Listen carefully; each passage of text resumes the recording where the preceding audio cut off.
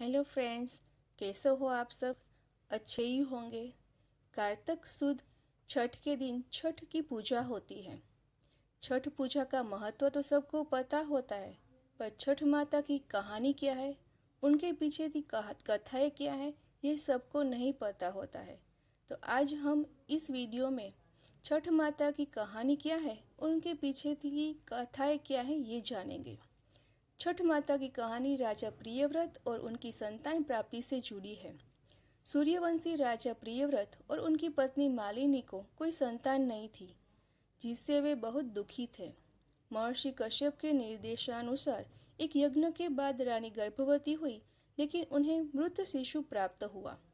आत्महत्या करने के इरादे से राजा प्रियव्रत स्मशान जा रहे थे। तभी भगवान की मानस पुत्री देवी षष्ठी प्रकट हुई।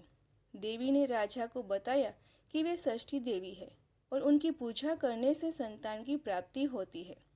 राजा ने देवी षष्ठी की विधि विधान से पूजा की, जिसके फलस्वरूप उन्हें एक सुंदर पुत्र की प्राप्ति हुई। उसी घटना से के बाद से छठ पर्व मनाया जा रहा है। अन्य कथाएं के अनुसार महाभारत काल में द्रौपदी ने पांडवों की सुख शांति के लिए छठ का व्रत रखा था और उनकी मनोकामनाएं पूरी हुई थी। अन्य एक कथा में बताया गया है कि लंका विजय के बाद भगवान राम और माता सीता ने छठ का व्रत किया था। एक और कथा के अनुसार छठ पूजा की शुरुआत सूर्य पुत्र कर्ण की थी, जो सूर्य देव के परम भक्त थे और प्रतिदिन पानी में खड़े होकर उन्हें अर्घ्य देते थे। क्या आप जानते हैं छठ माता कौन है? छठ माता कार्तिकेय की पत्नी है। भगवान विष्णु और माँ लक्ष्मी छठ माता के माता पिता हैं।